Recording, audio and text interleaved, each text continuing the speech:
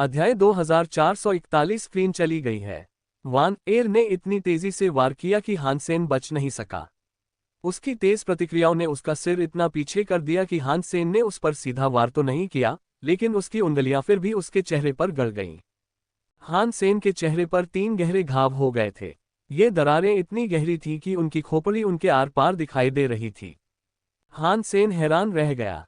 वह अभी भी अपने super God spirit body mode में था, लेकिन वान एर की उंगलियों ने उसे वैसे भी नुकसान पहुंचाया था। ऐसा कुछ पहली बार हुआ था। खुशकिस्मती से वह उसके ज्यादातर हमलों से बच निकला, वरना उसका पूरा सिर कटे तरबूज की तरह फट जाता। हान सेन सहज ही अभयारण्यों की ओर लौटने लगा। अगर वानर उस पर दोबारा हमला करती तो उसका सुपर गॉड आत्मिक शरीर उसकी शक्ति को रोक नहीं पाता, इसलिए अगर वानर उससे लड़ना चाहती तो वह पारंपरिक तरीकों से बच नहीं सकता था। लेकिन वान एर ने उस पर दोबारा हमला नहीं किया। वह वहीं खड़ी रही, बिना हिले डुले। उसने अपनी उंगलियों पर लगे खून को देखा, जो हान सेन का खून था। उसकी आंखों में थोड़ी सी जान लौट आए और उसकी स्वर्णिम शक्ति फीकी पड़ने लगी।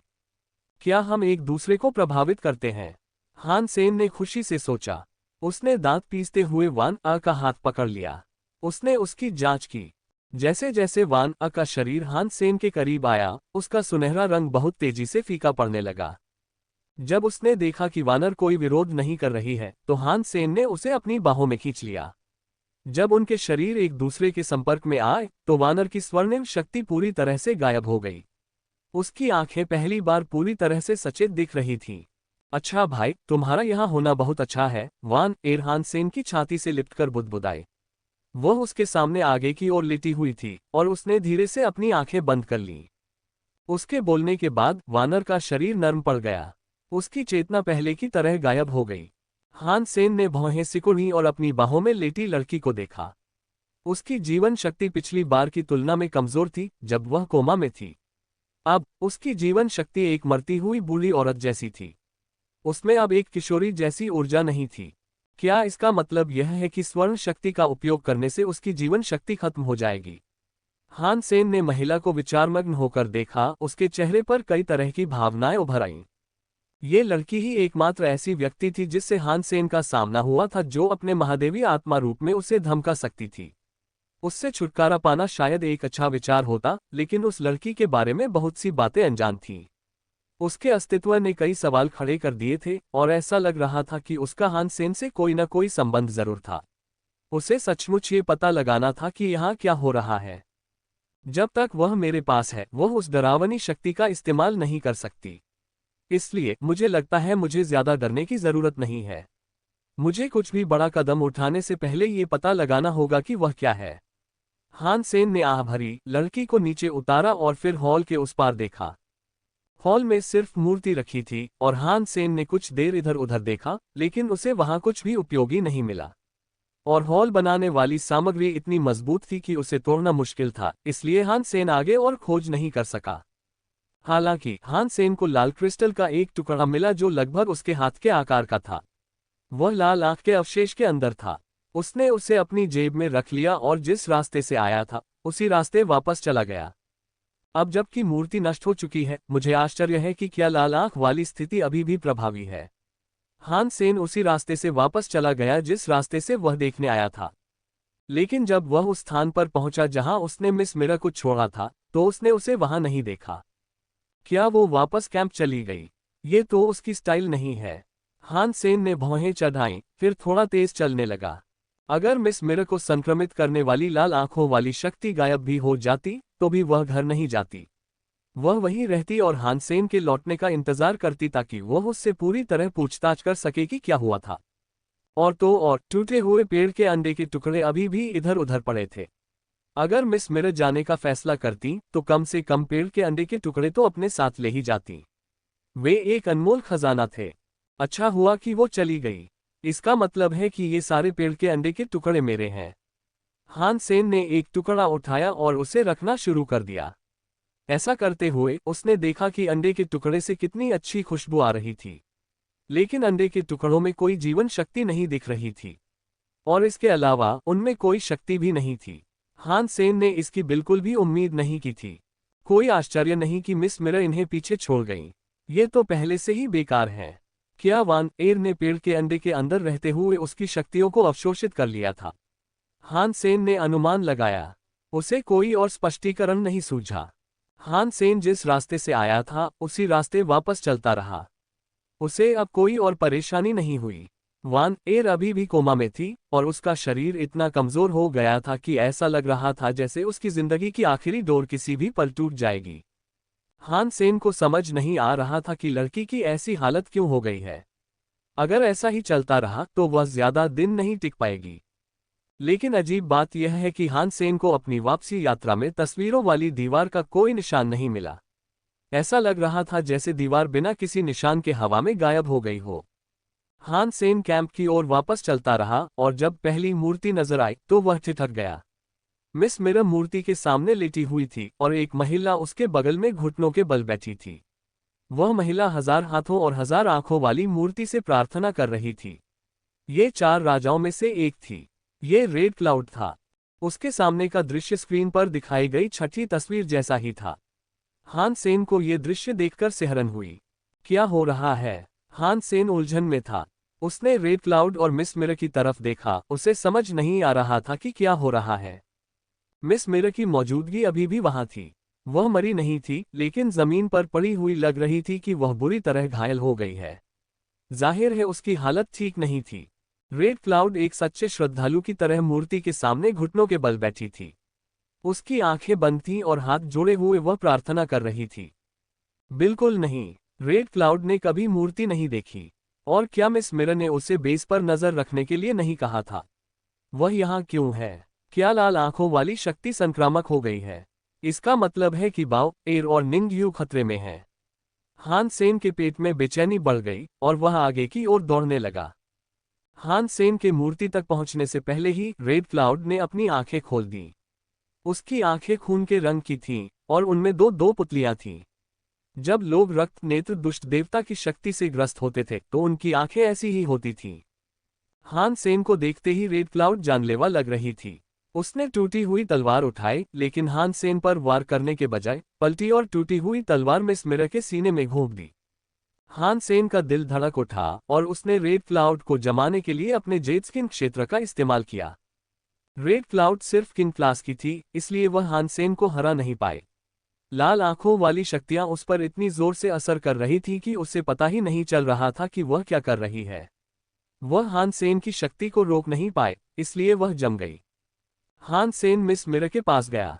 वह झुककर उसकी तरफ देखा और मुस्कुराया। मिस मिरर, आप इस समय यहाँ क्यों लेटी हुई हैं? अपनी तलवार से मूर्ति तोड़ दो, मिस मिरर ने दांत पीसते हुए धीरे से कहा। उसकी आंखें अभी भी गहरी लाल थीं। हान सेन को एहसास हो रहा था कि मूर्ति में अभी भी लाल आंखों वाली शक्ति थी, लेकिन वह उतनी शक्तिशाली नहीं थी जितनी वानर ने पहले नष्ट की थी। इस वजह से उसका शहर के अंदर भागने का मन नहीं कर रहा था। वह बस मूर्ति के पास जाना चाहता था। स्पष्टतः, यद्यपि रक्त नेत्र दुष्ट देवता को मार दिया गया था, फिर भी इस मूर्ति में रक्त नेत्र दुष्ट देवता की कुछ शक्ति अभी भी थी। हान सेन ने लाल बादल के हाथ से टूटी तलवार खींची और उसे मूर्ति के चेहरे पर घुमाया। मूर्ति के चेहरे पर एक गहरा गड्ढा बन गया और उसमें से खून बहने लगा। हालांकि मूर्ति हिली नहीं। हालांकि मूर्ति उतनी सख्त नहीं थी जितनी हान सेन ने उम्मीद की थी।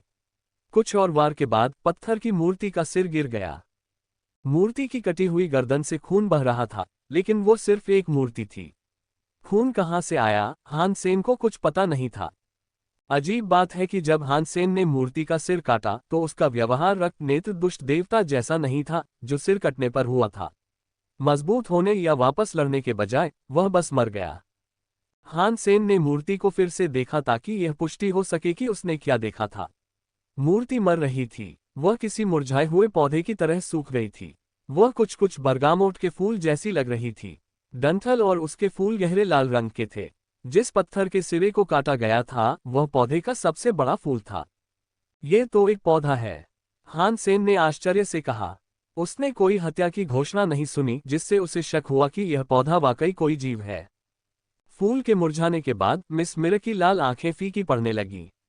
ऐसा लग रहा था मानो लाल आंखों वाली उनकी शक्तियां आखिरकार खत्म हो गई हो। मिस मिरर हालांकि इतनी घायल थी कि उन्हें खुशी का ठिकाना नहीं था। वे जमीन पर पड़ी रहीं, उठ नहीं पा रही थीं।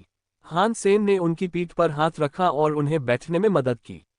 क्या हुआ? रेड क्लाउड यहाँ क्यों है? तुम्हें इतनी चोट क्यों लगी है? मिस मिरर ने मुंह तो खोला, लेकिन बोलने में उन्हें दिक्कत हुई। बेस कैंप में कुछ हुआ है। हमें अब वापस जाना होगा। हान सेन ने जब ये सुना तो उसका चेहरा पीला पड़ गया। बिना कोई और सवाल पूछे उसने बस मिस मिरर को उठा लिया। एक हाथ में उसे और दूसरे में लेडी वानर को लिए वह पत्थरों के खेतों की ओर दौड़ पड़ा। जब वे बेस के बचे हुए हिस्से तक पहुंचे तो उनके दिल बैठ गए। हान सेन ने जो देखा उससे उसे बहुत बुरा लगा। बेस खंडहर बन चुका था और वहां के निवासियों के खून और लहू से लाल हो गया था। कोई भी जिंदा नहीं बचा था। मिस मिरर बहुत बुरी लग रही थी। स्प्रिंग रेन के 1/3 सदस्य वहां लाए गए थे और अब वे सब गायब हो चुके थे। इसके अलावा 4 राजाओं में से एक मर चुका था और रेड क्लाउड अब राजा वर्ग का सैनिक रह गया था। मिस मिरर ने बहुत कुछ खो दिया था। हान सेन का चेहरा भी बहुत उदास लग रहा था। उसे डर था कि निंगयू और बाओ एर भी इस नरसंहार में मारे गए होंगे। पापा, हान सेन खंडहर के मलबे में ढूंढने के लिए मुड़ा, लेकिन अचानक बाओ एर एक ढेर के ऊपर से निकल आए। वह किसी पहाड़ की चोटी जैसा था। वह हान सेन की छाती पर कूद पड़ी और अपनी छोटी छोटी बाहें उसकी गर्दन के चारों ओर कसकर लपेट ली। बाओ एर ठीक थी और जैसे ही वह उसकी गर्दन से लिपटी, निंगयू और फॉलिंग लीफ भी मलबे के ऊपर से आ गए। हान सेन इतना खुश हुआ कि उसने मिस मिरर को नीचे गिराकर बाओ एर को अपनी बाहों में भर लिया। मिस मिरर इतनी घायल हो गई थी कि खुद को संभाल नहीं पाई और जमीन पर जोर से गिर पड़ी। उनकी खांसी से खून निकला और अचानक गिर जाने से वो काफी नाराज दिख रही थी। Miss mirror, falling leaf miss mirror को उठाने के लिए दौड़ी। उसने अपनी वरिष्ठ अधिकारी को अपनी कुछ उपचारात्मक शक्तियों से भर दिया। परेशान मत हो, मैं बहुत ज्यादा घायल हूँ। मैं वैसे भी जल्दी ठीक नहीं हो पाऊंगी, इसलिए बस मुझे बता दो कि क्या हुआ, मिस मिरर ने मुंह से थोड़ा खून पोंछते हुए अचानक कहा। फॉलिंग लीफ ने उसे सारी घटना बता दी, लेकिन किसी कारणवश उसने सफेद बालों वाले आदमी और बाओ एर के साथ उसकी बातचीत वाला हिस्सा छोड़ दिया। उसने उस छोटी चिड़िया के उग्र फीनिक्स बनने वाला हिस्सा भी नहीं बताया। उसने सिर्फ इतना बताया कि सफेद बालों वाले आदमी के प्रकट होने के बाद बेस के लोग पागल हो गए। वे सब एक दूसरे को तब तक मारने लगे जब तक कि उनमें से कोई भी नहीं बचा। लेकिन किसी कारणवश उनमें से कुछ अप्रभावित रहे। वे इस अफरा तफरी के बीच बच निकलने में सफल रहे। वह सफेद बालों वाला आदमी कहाँ से आया है? मिस मिरर ने भौहें चढ़ाकर पूछा। मुझे नहीं पता। जब हमने उसे पहली बार देखा तो वह बेस के आसपास घूम रहा था और हर कोई पागल हो रहा था, फॉलिंग लीफ ने सिर हिलाते हुए कहा। मिस मिरर को अचानक एक ख्याल आया और उसने अपनी नजर गिरते हुए पत्ते पर घुमाई। वह पत्थर, जाकर देखो कि क्या वह पत्थर अभी भी वहां है। हम पहले ही देख चुके हैं, गिरते पत्ते ने जवाब दिया। पत्थर गायब हो गया है। मिस मिरर ने आह भरते हुए कहा, जाओ रेड क्लाउड को ढूंढो और उसे वापस यहां ले आओ। हमें सेना के आने का इंतजार करना होगा। हान सेन ने टूटी तलवार गिरती हुई पत्ती को दे दी। वह पत्थर के मैदानों में गई और जमी हुई लाल बादल को वापस ले आए। हालांकि बाकी सभी की लाल आंखों वाली शक्ति गायब हो गई थी, लाल बादल अभी भी पागल थी और उसकी आंखें अभी भी लाल रंग की धुंधली थीं। रिहा होने के बाद उसने फिर से आसपास के सभी लोगों पर हमला करने की कोशिश की। हान सेन को एक बार फिर उसे रोकना पड़ा। जब अतिरिक्त सैनिक आएंगे तो वह उन्हें इससे निपटने देगा। मिस मिरर के बारे में हान सेन जानता था कि उन्हें इतनी बुरी तरह चोट क्यों लगी थी। हान सेन ने बहुत देर कर दी थी और मिस मिरर रेडाई पावर को झेलने की अपनी क्षमता की सीमा तक पहुंच रही थी। फिर अचानक से उनकी लत की भावनाएं गायब हो गईं। मिस मिरर को लगा कि हान सेन ने लाल आंखों की समस्या सुलझा ली है और इसलिए उन्हें राहत महसूस हुई।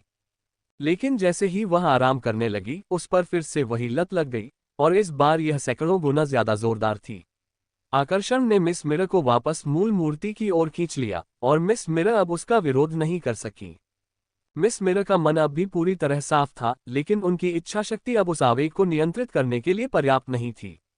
जब वह मूर्ति के पास पहुंची तो उन्होंने देखा कि रेड क्लाउड भी वहां आ गया था।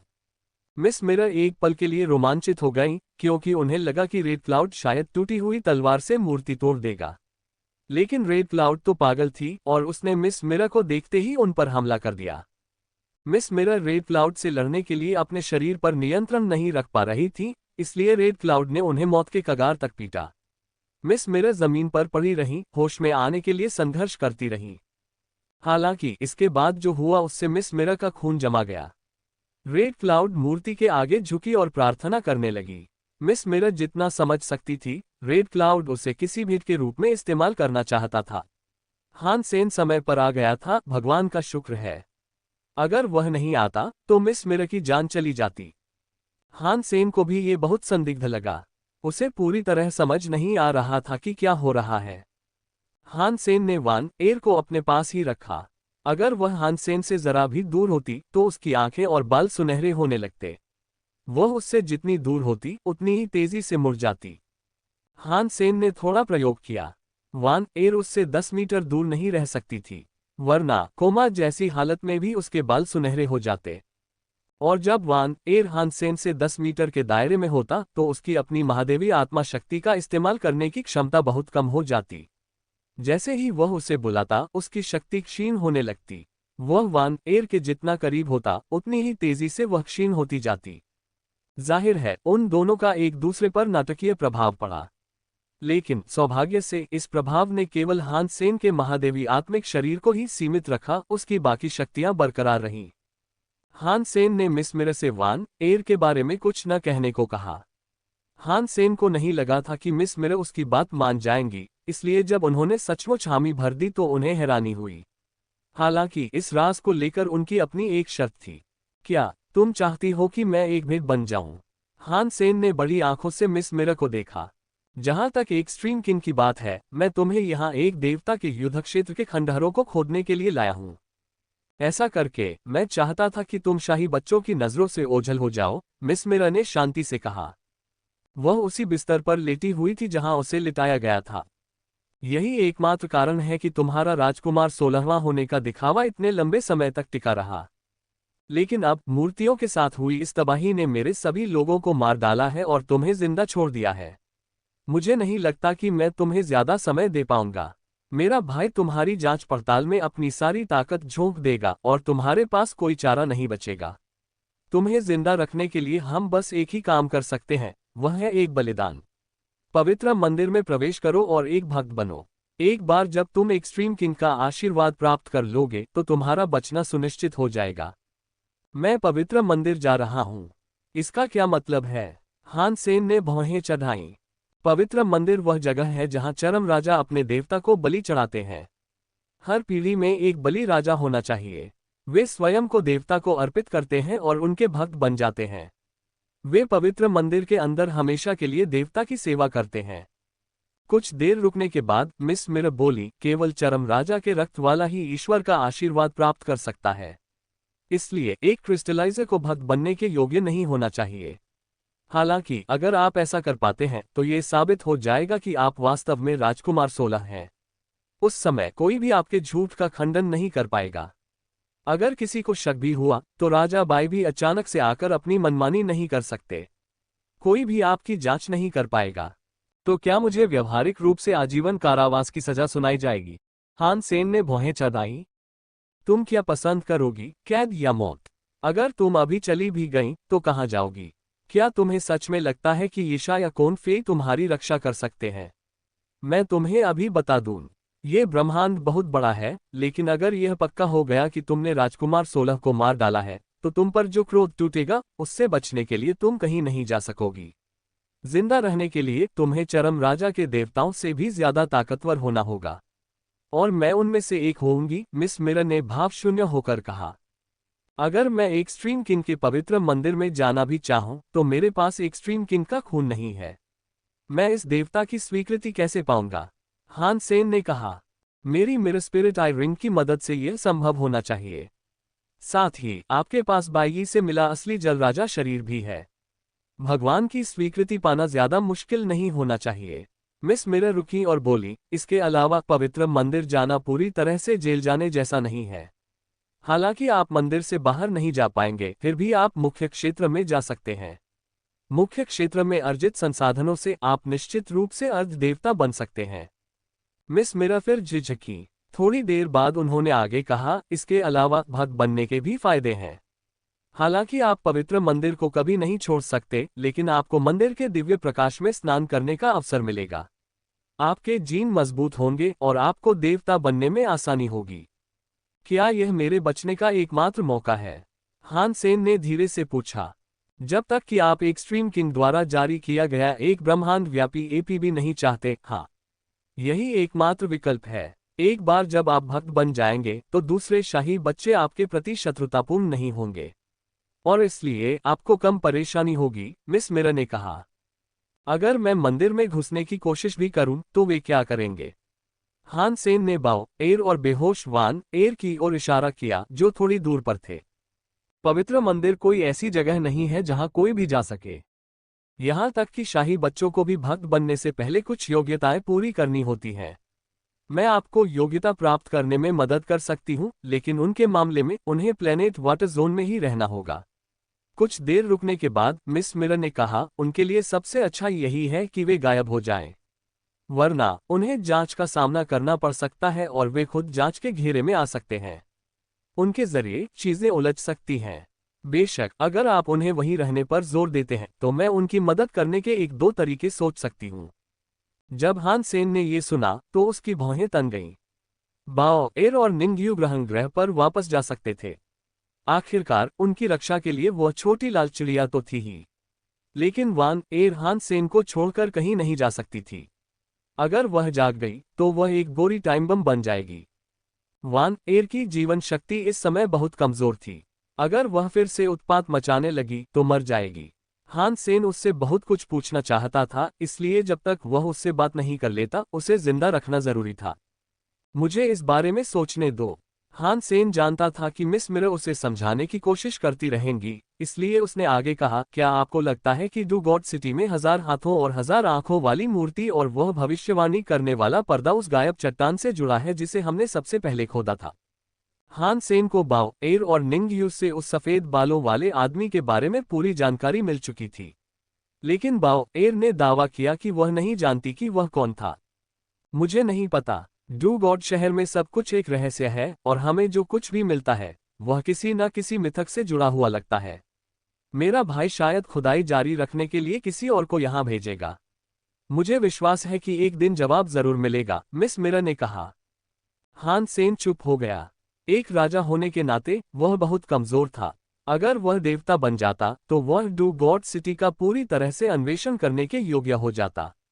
वह एक बहुत ही डरावनी जगह थी और अपनी वर्तमान अवस्था में वह वहां रहने के लिए बहुत कमजोर था। जल्दी से फैसला करो, तुम्हारा समय खत्म हो रहा है, मिस मिरर ने कहा। फिर वह चुप हो गई। वह हान सेन को समझाने की कोशिश कर रही थी, इसलिए नहीं कि हान सेन के पास मिरर स्पिरिट रिंग थी, बल्कि इसलिए कि उसने गुफा में हुई लड़ाई के बाद उसे जिंदा छोड़ दिया था। उसके पास उसे मारने का मौका था, लेकिन उसने उस पर दया दिखाई और सबसे बढ़कर उसने उसे रेड क्लाउड से बचाया, वरना वह हान सेन के लिए ये सब कभी नहीं करती। हान सेन को एक भक्त के रूप में पवित्र मंदिर में प्रवेश कराने में मदद करना मूलतः उसके लोगों के सभी नियमों का उल्लंघन था। इसके अलावा वो वही अन्वेषक थी जिसे राजा बाई ने हान सेन की जांच के लिए विशेष रूप से चुना था। शुक्रिया। हान सेन वान एर के पास गया। उसने लड़की की तरफ देखा और सोचने लगा कि उसे उसके साथ क्या करना चाहिए। पवित्र मंदिर जाना जाहिर तौर पर सबसे सुरक्षित विकल्प था, लेकिन इसका मतलब था कि वह लड़की के राज उजागर कर देगा। हो सकता है कि वान एर किसी के आने से पहले ही जाग जाए। हालांकि वान एर इसके लिए बहुत कमजोर लग रही थी। हान सेन ने उसकी जीवन शक्ति बढ़ाने या उसे जगाने के लिए कई तरह की तरकीबें और शक्तियां आजमाईं, लेकिन कुछ भी काम नहीं आया। हान सेन अपनी शक्ति का जरा सा भी इस्तेमाल करने की हिम्मत नहीं कर पा रहा था। वह वान एर को गलती से मारना नहीं चाहता था। उसका शरीर बहुत कमजोर था, इसलिए उस पर कोई भी जोरदार बल इस्तेमाल जानलेवा हो सकता था। उफ, इससे तो मुझे सिरदर्द हो रहा है। अगर मैं पवित्र मंदिर में प्रवेश नहीं करता तो मुझे भागना पड़ेगा। फिर सिर्फ एक्सट्रीम किंग ही मेरे पीछे नहीं होगा। एक्सट्रीम किंग से जुड़ी या उनकी कृपा पाने वाली कोई भी जाति मेरा पीछा करेगी। अकेले भागना मेरे लिए बहुत मुश्किल होगा, हान सेन ने भौहें चढ़ाकर सोचा। अगर हान सेन बच निकलता तो उसका असर सिर्फ खुद पर ही नहीं पड़ता। इसका असर ग्रह पर उसके दोस्तों की जिंदगी पर भी पड़ता और शायद इसका असर यीशा पर भी पड़ता। अगर मैं चला जाऊं तो क्या तुम मेरी मदद करोगी? हान सेन ने मिस मिरर की तरफ देखा। मैं एक चरम राजा हूं, मिस मिरर ने ठंडे स्वर में कहा। हान सेन ने हंसते हुए पूछा, अगर मैं अभी चला गया तो क्या इसका यीशा पर असर पड़ेगा? ये सवाल तुम्हें यीशा से पूछना चाहिए। यह उसका फैसला होगा। मिस मिरर की नजरें झुक गईं। ऐसा लग रहा था जैसे उन्हें हान सेन का असली फैसला पता चल गया हो। हान सेन ने मिस मिरर से यीशा से संपर्क करने को कहा।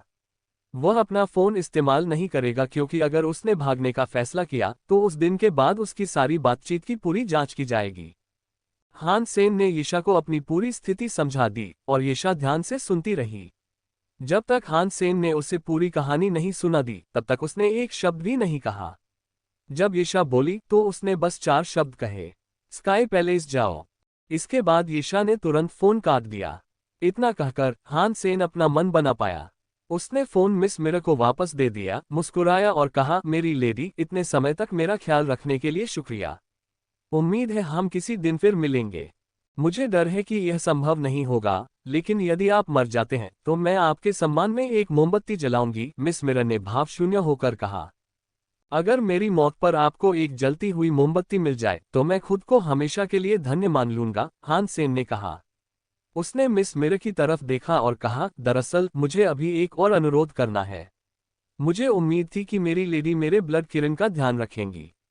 अगर आप चाहें तो आप इसे अपने लिए इस्तेमाल कर सकती हैं। मैं आपके द्वारा मुझ पर किए गए उपकार को याद रखूंगा। वह ब्लड किरण बहुत गुस्सैल जानवर है। मुझे नहीं लगता कि वह किसी और के आदेश का पालन करेगा, मिस मिरर ने कहा। इसे नियंत्रित करना मुश्किल नहीं है। तुम्हें बस इस चीज से उसे ढूंढना है और फिर वह तुम्हारी बात मानेगा। हान सेन मिस मिरर के लिए कुछ लाया। मुझे लगता है मैं किसी अर्धदेवी की सेवा से इनकार नहीं करूंगी। मिस मिरर ने वस्तु स्वीकार की, हान सेन की ओर देखा और पूछा, क्या तुमने सचमुच भागने का फैसला कर लिया है? तुम्हें इस बारे में सोच विचार कर लेना चाहिए। अगर स्काई पैलेस एक्सट्रीम किंग की अवज्ञा करके तुम्हें अपने यहाँ ले भी ले तो भी तुम्हारी यात्रा नारकीय होगी। हो सकता है तुम वहां जिंदा भी न पहुंच पाओ। यही मेरी जिंदगी है। मैं पवित्र मंदिर जाकर बच सकता हूं, लेकिन मैं अपनी जिंदगी जेल में बिताऊंगा। मेरे जैसे किसी इंसान के लिए वह जिंदगी मौत से भी बदतर होगी। मैं ऐसा जुआ खेलना पसंद करूंगा जिसमें मुझे आजादी की थोड़ी सी भी उम्मीद हो, हान सेन ने कहा। यद्यपि उसके शब्द पूरी तरह ही ईमानदार नहीं थे, फिर भी हान सेन पवित्र मंदिर में जाने से इनकार करने के अपने प्राथमिक कारणों में से एक की व्याख्या कर रहा था। तो फिर तुम्हें जाना चाहिए। मुझे उम्मीद है कि तुम कुछ दिन और जिंदा बचोगे। अगर मेरा अंदाजा सही निकला तो 40 घंटे में यहाँ अतिरिक्त सैनिक पहुंच जाएंगे और मुझे तुम्हारी स्थिति अपने सुपरवाइजर को बतानी होगी। मिस मिरर ने सिर्फ इसलिए हान सेन का ज्यादा साथ देने का दिखावा नहीं किया क्योंकि अब वह उससे कमजोर हो गई थी। यह उसका स्वभाव नहीं था। अलविदा मेरी लेडी, कृपया बता दीजिए कि मैं स्काई पैलेस जा रहा हूँ। हान सेन ने झुककर प्रणाम किया। उसने बेहोश वान एयर को उठाया और बाओ एयर को अपने साथ ले गया। हान सेन को बाओ एयर के साथ विदेशी दुनिया से भागते देख फॉलिंग लीफ के चेहरे पर एक अजीब सा भाव उभर आया। मिस मिरर, क्या उसने सचमुच एक्सट्रीम किंग को छोड़कर जाने का फैसला कर लिया है? ये बहुत आश्चर्यजनक है, लेकिन मुझे इस बात से कोई आश्चर्य नहीं है कि उसके जैसे बहादुर आदमी ने ऐसा चुनाव किया। मिस मिरर के शब्दों के बावजूद उनके चेहरे पर उलझन दिख रही थी। फॉलिंग लीफ एक क्षण के लिए हिचकिचाया, लेकिन अंततः पूछा, क्या वह इससे बच सकता है? नहीं, वह नहीं कर सकता, मिस मिरर ने निश्चयपूर्वक उत्तर दिया, क्योंकि वह यही मानती थी। हान सेन चतुर था, लेकिन चाहे वह कितना भी चतुर क्यों न हो, वह एक प्रथम श्रेणी का राजा ही था। अगर उसे देवता भी बना दिया जाता तो भी चरम राजा की उग्र सेना उसे गिरा ही देती। ये तो बस समय की बात थी। यीशा चाहती थी कि हान सेन स्काई पैलेस जाए क्योंकि स्काई को अति उच्च का समर्थन प्राप्त था। अगर वे हान सेन की रक्षा करने को तैयार होते तो अति उच्च राजा स्काई पैलेस में घुसकर जिसे चाहे मार नहीं पाते। लेकिन स्काई पैलेस शायद हान सेन की रक्षा नहीं कर पाएगा, और अगर वे उसे अपने साथ रखने के लिए सहमत भी हो गए तो भी स्काई पैलेस तक की यात्रा उसके लिए बहुत खतरनाक होगी। 1 घंटे बाद मिस मिरर ने किंग बाई के फोन पर कॉल किया। भाई, मैंने पुष्टि कर दी है कि वह सचमुच हान सेन है। वह विदेशी अंतरिक्ष से भाग गया है और स्काई पैलेस की ओर जा रहा है। ... जेनोजेनिक स्पेस से बाहर निकलते ही हान सेन ने हाथ हिलाया और एक सफेद क्रिस्टल उसके सामने उड़ गया। वह तब तक फैलता रहा जब तक कि वह एक विशाल सफेद वेल नहीं बन गया। यह प्राचीन क्रिस्टलाइजर का एक तकनीकी चमत्कार था। ये किसी देवता के खजाने जितना शक्तिशाली था और यही हान सेन की अपनी मुश्किल से बचने की मुख्य आशा थी। सफेद व्हेल के साथ वह रास्ते में किसी भी अन्य ग्रह पर रुके बिना लंबे समय तक अंतरिक्ष में यात्रा कर सकेगा। हानसेन, क्या हम सचमुच भाग जाएंगे? हमें जाकर उनसे बात करनी चाहिए। शायद वे हमें माफ कर दें। निंग यू रोने वाली थी। आदमी कभी पीछे मुड़कर नहीं देखता। हानसेन ने सफेद व्हेल को आगे बढ़ाया। वह उत्साहित और बिल्कुल निडर लग रहा था। आदमी कभी पीछे मुड़कर नहीं देखता, बाओ एर ने उत्साह में अपनी मुट्ठियां भींचते हुए दोहराया। मैं कोई बड़ा आदमी नहीं हूं, मैं एक छोटी औरत हूं। मुझे बाहर निकालो, मैं उनसे माफी मांगूंगी। वे मुझे माफ कर देंगे, वे मुझे माफ कर देंगे क्योंकि मैं एक दयनीय औरत हूं। निंग यू ने दरवाजे पर जोर से दस्तक देते हुए सिसकियां ली। फिर वह दरवाजे की तरफ पीठ करके बैठ गई। वह बेसुध होकर रोने लगी। उसकी छोटी हरी तलवार चुपचाप उसकी कमर पर लटकी रही। हानसेन और बाओ एर ने उसकी बात अनसुनी कर दी। निंग यू उस छोटी हरी तलवार से बहुत ज्यादा प्रभावित हो चुका था। वह एक बेहद नाजुक भावनाओं वाली औरत बन गया था। हानसेन निंग यू या उसकी छोटी हरी तलवार के ज्यादा करीब जाने की हिम्मत नहीं जुटा पा रहा था।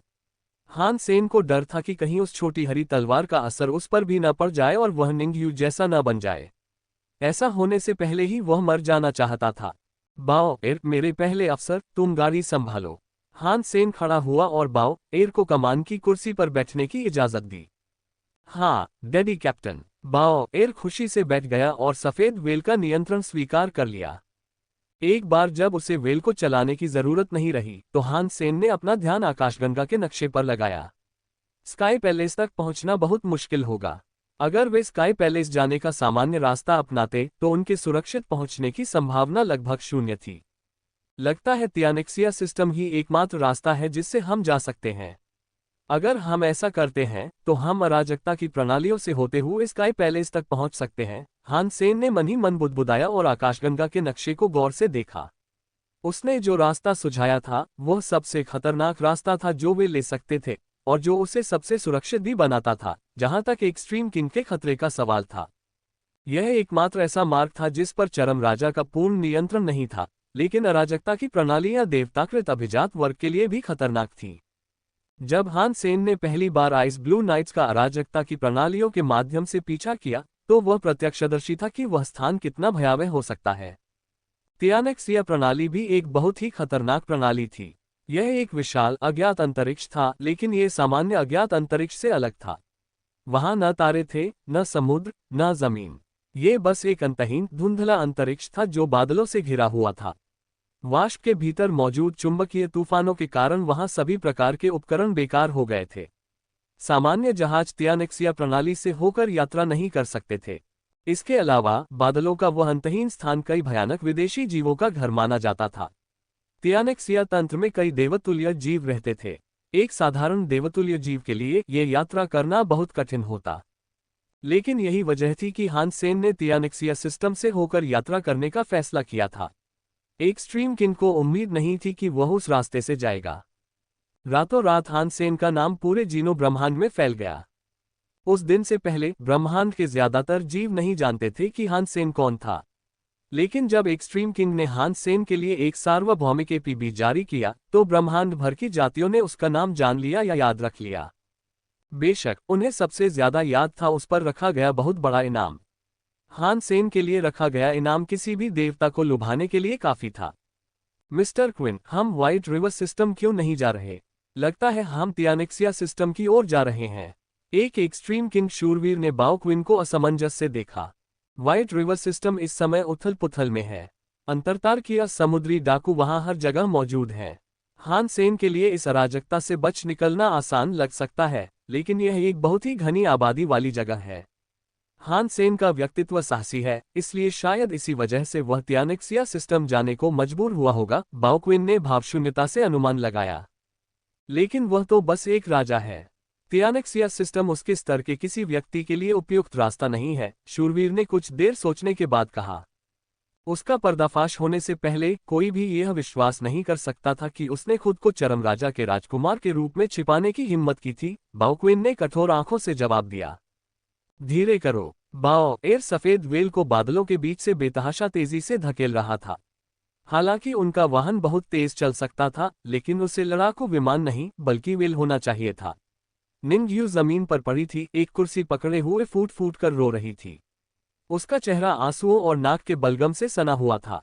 हान सेन ने अंतहीन बादलों को देखा और वो भौहें चढ़ाने से खुद को नहीं रोक सका। हालांकि वह पहले से ही जानता था कि तियानिक्सिया प्रणाली खतरनाक है, फिर भी अपनी आंखों से इस प्रणाली को देखकर वह अचंभित रह गया। तियानिक्सिया सिस्टम के बादल समुद्र की तरह चारों तरफ फैले हुए थे, जिससे हानसेन के लिए दिशाबोध बनाए रखना मुश्किल हो रहा था। अंतहीन बादल रंग बिरंगे थे, मानो सफेद व्हेल अनगिनत रोएदार इंद्रधनुषों से घिरी हो। बादल इतने अपारदर्शी थे कि सबसे नजदीकी परत के आगे देखना मुश्किल हो रहा था। अब हान सेन और उसके साथी नीले बादलों के बीच से गुजर रहे थे। वे अंतहीन थे और समुद्र की गहराई से भी ज्यादा डरावने। हिलते बादलों के बीच हान सेन को कभी कभी बादलों के जानवर नाचते हुए दिखाई दे रहे थे। वे सारस जैसे बादल जानवर कई हजार के झुंड में थे। वे एक साथ उड़ रहे थे, मानो उनका अपना बादल हो, और सब मिलकर तेजी से आगे बढ़ रहे थे। नीले बादलों के अंदर उन्हें कभी कभी चुंबकीय तूफानों की चमक दिखाई देती थी। आमतौर पर ऐसे तूफानों से औजार और गैजेट बेकार हो जाते थे, लेकिन सौभाग्य से क्रिस्टलाइजर की बड़ी सफेद वेल पर शक्तिशाली चुंबकीय हस्तक्षेप का कोई असर नहीं हुआ। तूफानों की उथल पुथल का सफेद वेल पर कोई असर नहीं हुआ। यही वजह थी कि हानसेन तियानिक्सिया सिस्टम से गुजरने से नहीं डरता था। सफेद वेल एक देवता जैसी प्राणी थी, लेकिन उसमें कोई जीवन शक्ति नहीं थी। इसलिए उसने दूसरों को सूंघने के लिए कोई जीवन शक्ति नहीं भेजी। आम विदेशी प्राणी उस पर हमला नहीं करते, और हानसेन ने रास्ते में कई विदेशी प्राणी देखे भी थे, लेकिन ज्यादातर ने सफेद वेल को पूरी तरह नजरअंदाज कर दिया। कुछ दुष्ट प्राणियों ने सफेद वेल पर हमला करने की कोशिश की, लेकिन वे जहाज के पतवार को ज्यादा नुकसान नहीं पहुंचा सके। बादल के जानवरों के अलावा उन्हें इस तंत्र में अन्य कुलीन जीव बहुत कम दिखाई देते थे। यहां तक कि उच्च जातियों के लोग भी यहां शिकार करने बहुत कम आते थे। ये बहुत खतरनाक था और जोखिम उठाना लगभग कभी भी उचित नहीं था। वेदना। जैसे ही सफेद वेल तेजी से आगे बढ़ी, एक धमाके की आवाज आई। बादल गरजे और लुढ़के, मानो सुनामी आ गई हो। ऐसा लगा जैसे कोहरे में कहीं कोई भयानक जीव युद्ध में उलझा हुआ हो। हान सेन ने बाओ एयर से कहा कि जो भी हो, उससे आगे निकल जाओ। आखिरकार वे अपनी जान बचाने के लिए भाग रहे थे, किसी सफारी पर नहीं। किसी का ध्यान अपनी ओर आकर्षित न करना ही बेहतर था, इसलिए उन्हें जितनी जल्दी हो सके कोहरे से निकलने पर ध्यान केंद्रित करना चाहिए। लेकिन इससे पहले कि बाओ सफेद वेल को घुमाता, कुछ लोग बड़े बादलों से बाहर निकल आए। उनके चेहरों पर दहशत साफ दिखाई दे रही थी, और वे अपनी जान बचाने के लिए भाग रहे थे। हान सेन के लिए उनकी चिंताएं कोई मायने नहीं रखती थीं। उसे उन लोगों की चिंता करने का समय ही नहीं था जो अपनी जान बचाकर भाग रहे थे। लेकिन जब वह उनके चेहरे देखने के लिए काफी पास पहुंचा, तो हान सेन हैरानी से पीछे हट गया। परछाइयों के बीच दो खूबसूरत औरतें थीं जो जुड़वा लग रही थीं। एक गु किनचेन थी और दूसरी एलिसियन मून। हान सेन उन्हें नजरअंदाज नहीं कर सका। उसने बाओ एयर को सफेद वेल को गु किनचेन के पास ले जाने को कहा। जब लोगों ने सफेद वेल को अपनी ओर आते देखा, तो वे दूसरी दिशा में मुड़ गए और इस नए खतरे से भी बचने की पूरी कोशिश करने लगे। लेकिन कुछ ही देर बाद उन्होंने सफेद वेल का मुंह खुला देखा। उस दरार से कोई बाहर निकला। किनचेंग, तुम यहाँ क्यों हो? हान सेन ने गु किनचेंग और एलिसियन मून की ओर देखते हुए पूछा। गु किनचेंग ने हान सेन को देखा तो वह एलिसियन मून के साथ उसकी ओर उड़ चली। जब बाकी लोगों ने देखा कि गु किनचेंग और हान सेन एक दूसरे को जानते हैं, तो उन्हें राहत मिली। वे भी सफेद वेल की ओर उड़ चले। आगे देवता जैसे जीव हैं, हमें ये जगह छोड़ देनी चाहिए, गु किनचेंग ने वहां से उड़कर हान सेन से कहा। मेरे पीछे आओ। हान सेन ने रास्ता दिखाया। उसने गु किनचेंग और एलिसियन मून को सफेद वेल में आमंत्रित किया। बाकी लोग भी गु किनचेंग के पीछे पीछे सफेद वेल में घुस गए। ये देखकर कि गु किनचेंग उन्हें जानता था, हान सेन ने उनका प्रवेश रोकने का कोई प्रयास नहीं किया। यह एक युद्धपोत है, और ये तियानिक्सिया प्रणाली से होकर गुजर सकता है। यह तो बहुत अजीब है, एक 20 वर्षीय व्यक्ति ने कहा। वह दानवों में से एक था और उसके गहरे बैंगनी रंग के सींग थे। उसने बड़ी उत्सुकता से उस बड़ी सफेद वेल को देखा। हान सेन ने बाओ एयर को सफेद वेल को उन देवतुल्य जीवों से दूर भगाने को कहा। फिर उसने गु किनचेन के पीछे जहाज पर आए लोगों की तरफ देखा और पूछा, ये कौन है? वे 1 दर्जन थे और सभी अलग अलग जातियों से थे। उनमें से ज्यादातर ड्यूक और राजा थे। गु किनचेंग ने एक युवा फेदरमैन की ओर इशारा किया। उसने तियानेक्सिया सिस्टम के अंदर अपनी सुरक्षा के लिए एलिसियन मून और मुझे काम पर रखा था। हान सेन ने पंख वाले आदमी की तरफ देखा। वह आदमी बहुत जवान लग रहा था और उसकी जीवन शक्ति उतनी मजबूत नहीं थी। ज्यादा से ज्यादा वह मार्किज या ड्यूक ही था। मेरा नाम किंग यू है। मुझे बचाने के लिए शुक्रिया। तुम्हारा नाम क्या है? पंख वाले आदमी ने विनम्रता से पूछा। हान सेन। हान सेन की अपनी पहचान छिपाने की कोई योजना नहीं थी। तुम नव देवी चाकू रानी की छात्रा हो।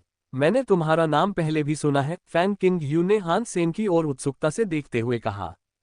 हैरानी की बात यह थी कि फैंग किंग यू बाकी पंखों जैसा नहीं था। बाकी सभी पंख हान सेन से नफरत करते थे। जब हान सेन ने देखा कि उनके नाम पर कोई प्रतिक्रिया नहीं हुई, तो उसने सोचा कि उन्होंने यह नहीं सुना कि एक्सट्रीम किंग उसे चाहता है। बात तो सही थी। तियानेक्सिया सिस्टम के अंदर उपकरण काम नहीं करते थे, इसलिए बाहरी दुनिया से संपर्क करना नामुमकिन होता। उन्हें नहीं पता था कि बाहर क्या हुआ था। हान सेन ने बाहर देखा और पाया कि अब कोई पागल बादल नहीं थे। वे अब उस देवताकृत विदेशी जनित से बहुत दूर हो गए होंगे। ये जगह सुरक्षित होनी चाहिए। तुम जा सकते हो, हान सेन ने फैंग किंग यू की ओर मुड़ते हुए कहा। फैंग किंग यू ने शांति से उत्तर दिया, भाई हान, मैं चाहता हूं कि आप मुझे तियानेक्सिया प्रणाली के पूरे रास्ते ले चलें। इस अनुरोध के बदले में आपको क्या चाहिए? माफ करना, मैं यहाँ खेल खेलने नहीं आया हूँ और मुझे किसी बिजनेस डील में कोई दिलचस्पी नहीं है। प्लीज मेरे जहाज से उतर जाए, हान सेन ने दृढ़ता से कहा। वह फरार था। उसे इन लोगों के साथ और समय बिताने में कोई दिलचस्पी नहीं थी। उसने उन्हें सिर्फ इसलिए बचाया था क्योंकि गु किनचेंग वहां था। भाई हान, कृपया इस पर विचार करें। मुझे बताएं कि आपको कितना चाहिए और मैं खुशी से आपके साथ खेलूंगा, फांग किंग यू ने कहा। माफ करना, मैं थोड़ा व्यस्त हूं। मैं आप लोगों को नहीं ले जा सकता, हान सेन ने कहा। सुनो यार, आखिर में तुम खुद ही शर्मिंदा हो जाओगे। फैंग किंग यू के पीछे से एक डिस्ट्रॉइड आगे आया। बोलते हुए उसने हान सेन को घूरा। अन्य ड्यूक और राजाओं ने भी धीरे धीरे उन्हें घेर लिया। तुम क्या कर रहे हो? पीछे हटो। भाई हान के साथ बदतमीजी मत करो, फैंग किंग यू चिल्लाया। उसका चेहरा नाराजगी से विकृत हो गया था। लेकिन बाकी लोग रुकने को तैयार नहीं थे। नष्ट हुए नेता ने हंसते हुए कहा, मिस्टर फैंग, हम यह आपके भले के लिए कर रहे हैं। हमारी सवारी पवन मेघ पक्षी उस देवता रूपी विदेशी प्राणी द्वारा भस्म कर दी गई। बिना जहाज के हम तियानेक्सिया प्रणाली से होकर यात्रा नहीं कर सकते। और अब जब यहाँ एक जहाज है तो हम इस बात से इनकार नहीं कर सकते कि यह स्पष्ट रूप से ईश्वर की मदद है। अगर तुम लोग ऐसा करने की कोशिश करोगे तो तुम समुद्री डाकुओं से बेहतर नहीं हो, फॉन किंग यू ने कहा। वह बिल्कुल भी खुश नहीं लग रही थी। हाँ, मिस्टर फैंग, आप सही कह रहे हैं। हम समुद्री डाकू हैं। आपको क्या लगता है, तियानेक्सिया सिस्टम जैसे इलाके से आपको ले जाने की हिम्मत और कौन करेगा? लोगों ने एक दूसरे को देखा और हंस पड़े। एक बार जब वे तियानेक्सिया सिस्टम में थे तो वे फॉन किंग यू को लूटने और गु किनचेंग और एलिसियन मून का अपहरण करने की योजना बना रहे थे।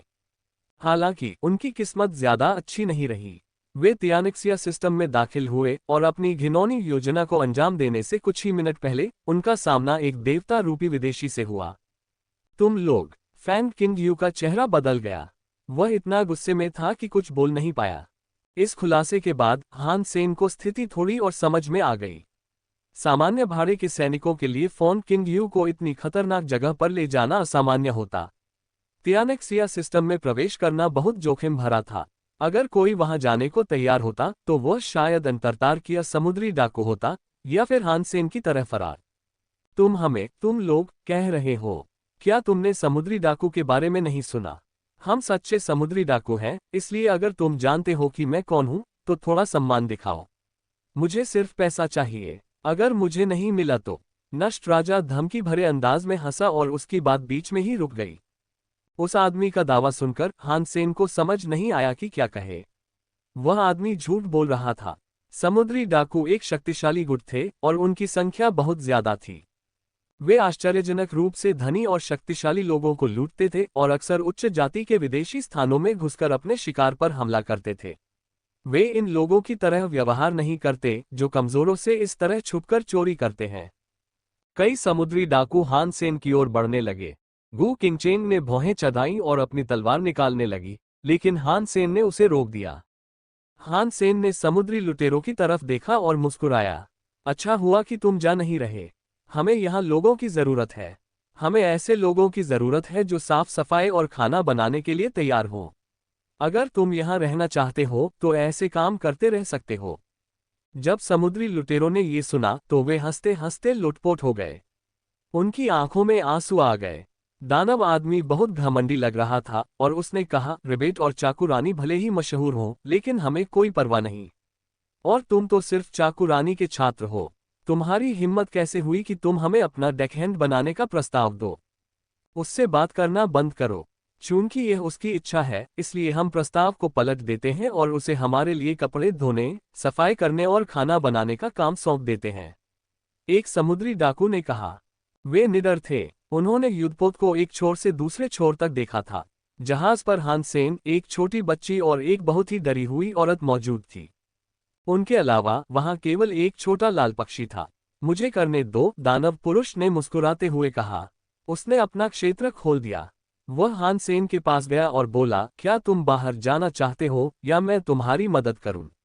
अगर तुम चाहते हो कि मैं तुम्हारी मदद करूं तो तुम। इससे पहले कि वह अपनी बात पूरी कर पाता, हान सेन ने उस आदमी के चेहरे पर मुक्का मार दिया। धिक्कार है तुझ पर। दानव पुरुष अचानक भयानक लगने लगा। उसने अपनी मुट्ठी उठाए और हान सेन पर एक मुक्का मारा जो आकाशीय दानव शक्तियों से ओतप्रोत था। बहुत कम दानव इन शक्तियों का उपयोग कर सकते थे और जो थोड़े बहुत कर सकते थे वे ज्यादातर शुद्ध दानव वंश के थे। ये तथ्य कि दानव आकाश दानव शक्तियों का उपयोग कर सकता है, हान सेन को आश्चर्यचकित कर गया। लेकिन आकाश दानव शक्तियां पूर्ण आवेश में होने पर भी हान सेन के सामने बेकार थीं। वह दानव पुरुष स्तब्ध रह गया जब हान सेन की मुट्ठियां उसकी अपनी मुट्ठियों से टकराईं। उसने अपनी पूरी ताकत उस वार में लगा दी थी और हान सेन ने उसे रोक दिया था। राक्षस आदमी के चेहरे पर सदमा साफ दिखाई दे रहा था। उसका पूरा शरीर हिलना बंद हो गया और फिर बर्फ के एक टुकड़े ने उसे घेर लिया। बाकी समुद्री डाकू भी हैरान थे। दानव कोई बड़ा राजा नहीं था, लेकिन उसकी आकाशीय दानव शक्ति कोई मामूली बात नहीं थी। हान सेन ने उस आकाशीय दानव शक्ति को रोककर उसे एक ही मुक्के में स्तब्ध कर दिया था। इससे वे सभी हैरान रह गए। कई समुद्री लुटेरों ने अपने चाकू निकाल लिए। हान सेन के हाथ मुट्ठियों में बंद हो गए और फिर वह उन पर टूट पड़ा। उसने ऐसे घूंसे बरसाए कि उनके हर राजा क्षेत्र और उनकी शक्तियां नष्ट हो गईं। उसने एक एक करके सभी समुद्री लुटेरों को जमने दिया और उन्हें देखकर निश्चल और भ्रमित छोड़ दिया। समुद्री डाकू हक्के बक्के रह गए। वे तो बस कुछ डाकुओं का समूह थे जिनका समुद्री डाकू से कोई लेना देना नहीं था, और उन्होंने पहले कभी इतनी प्रभावशाली ताकत वाला राजा नहीं देखा था। मत करो, पीछे रहो। अगर तुम और पास आए तो मैं उसे मार डालूंगा। नष्ट हुए राजा की प्रतिक्रिया सबसे तेज थी। अपने सभी आदमियों को जमे हुए देखकर वह लड़खड़ाते हुए बाव एर की ओर लौटा और उसकी गर्दन पर चाकू रख दिया। हान सेन ने बाकी सभी समुद्री लुटेरों को पहले ही जमा दिया था। जब उसने मुड़कर देखा कि भयभीत नष्ट राजा बाव एर के गले पर चाकू रखे हुए है तो वह हंस पड़ा और उसके पास नहीं गया। नष्ट हुए राजा ने अविश्वास से अपने आदमियों को देखा। दानव और दो अन्य राजा थे, लेकिन हान सेन ने उनसे उतनी ही आसानी से निपट लिया था जितनी आसानी से उसने राजकुमारों से निपटा था। हान सेन के मुक्कों से वे सब स्तब्ध रह गए थे। पूरा समूह बस कुछ सेकंड ही टिक पाया। हान सेन ने नष्ट हुए राजा को देखकर मुस्कुराया। वह और पास नहीं आया। एक कदम भी मत बढ़ाना। अगर तुमने उठाया तो जो होगा वो तुम्हारी जिम्मेदारी होगी। हान सेन की नजरों से ओझल राजा का दिल जोर जोर से धड़कने लगा।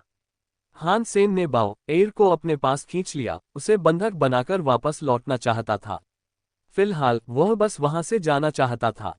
जितना दूर जा सके उतना अच्छा। चाचा, नष्ट राजा की गोद से एक बहुत छोटी सी आवाज आई। जब उसने अपना सिर नीचे किया तो पाया कि यह वही छोटी बच्ची थी जिसे वह बंधक बनाकर रखे हुए था।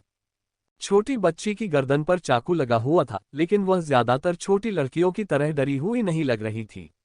वह बहुत खुश लग रही थी। उसकी तरफ मुस्कुराए। वह हंसने भी लगी। हंसना बंद करो, नष्ट राजा ने अपमानित महसूस करते हुए छोटी लड़की पर गुस्से से चिल्लाया। हालांकि इससे पहले कि वह कोई और धमकी दे पाता, नष्ट राजा की आंखें आश्चर्य और भय से चौड़ी हो गईं। लड़की के कंधे पर बैठा छोटा लाल पक्षी हवा में उछल पड़ा और उसके फड़फड़ाते पंखों से लाल लपटें निकलने लगीं, मानो कोई ज्वालामुखी फट पड़ा हो।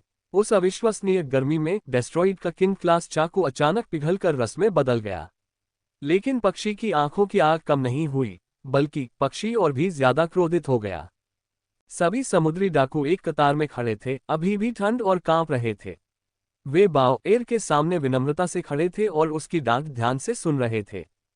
अब से तुम लोग सफेद व्हेल के डेकहैंड हो, तुम सफाईकर्मी बनोगे, और तुम नौकर। बाओ र ने उन्हें काम दिए और सभी समुद्री लुटेरों ने काम मिलते ही सिर हिला दिया। उन्हें वश में कर लिया गया था और उनमें से किसी ने भी उनके कहे अनुसार करने से इनकार करने की हिम्मत नहीं की। उनकी नजरें कभी कभी बावा के कंधे पर बैठे छोटे लाल पक्षी पर चली जाती और उसे देखकर उनमें एक अनैच्छिक सिहरन दौड़ जाती। 10 मिनट पहले उस छोटी चिड़िया ने छठी श्रेणी के एक नष्ट राजा को जलाकर सिर्फ कोयला ही रह गया था। उसका इतना कम हिस्सा बचा था कि उसे पका हुआ मांस भी नहीं कहा जा सकता था। भाई फैंग, तुम्हें अब सचमुच चले जाना चाहिए। मेरे पीछे आने से तुम और ज्यादा खतरे में पड़ जाओगे, हान सेन ने फैंग किंग यू से कहा। फैंग किंग यू ने सिर हिलाया। भाई हान, तियानेक्सिया सिस्टम ऐसी जगह नहीं है जहां मार्क्वेस जीविका चला सके। आपको क्या लगता है मैं वहां कब तक जिंदा रह पाऊंगा? उसके बाद फैंग किंग यू ने अपनी जेब से कुछ निकाला और उसे हान सेन के सामने रख दिया। हल्की सी मुस्कान के साथ उसने कहा, भाई हान, क्या तुम्हें ये याद है? जब हान सेन ने अच्छी तरह देखा कि फैंग किंग यू के हाथ में क्या है, तो वह उलझन में पड़ गया। वह उस चीज को पहचान नहीं पाया। ये वस्तु एक सामान्य 3 बाय 3 6 पक्षीय रूबिक्स घन जैसी दिखती थी। प्रत्येक फलक पर 9 वर्ग बने हुए थे। लेकिन एक सामान्य रूबिक्स क्यूब के विपरीत इस क्यूब के प्रत्येक वर्ग में एक अजीब सी छवि थी। हर छवि किसी ऐसी जगह की छोटी पेंटिंग जैसी थी जहां हान सेन पहले कभी नहीं गया था। कुछ में तारों का दृश्य था, तो कुछ में पहाड़ और नदियां। कुछ में बस कमरे या आलीशान हॉल थे। जब फैंग किंग यू ने हान सेन के चेहरे को देखा तो उसे एहसास हुआ कि हान सेन उसे पहचान नहीं पाया। उसने मुस्कुराते हुए कहा, ये वांजी रूबिक्स क्यूब है, ये 1000 खजानों में से एक विदेशी खजाना है। जिसके पास भी वांजी रूबिक्स क्यूब है, वह वांजी रूबिक्स क्यूब से दूसरों से संपर्क कर सकता है। आप वीडियो का भी इस्तेमाल कर सकते हैं। इसे आपके लिए आसान बनाने के लिए वांजी रूबिक्स क्यूब एक फोन जैसा है। लेकिन यह एक विदेशी खजाना है, इसलिए आपको सिग्नल की जरूरत नहीं है। आप चुंबकीय तूफानों से प्रभावित हुए बिना अंतरिक्ष में संचार कर सकते हैं।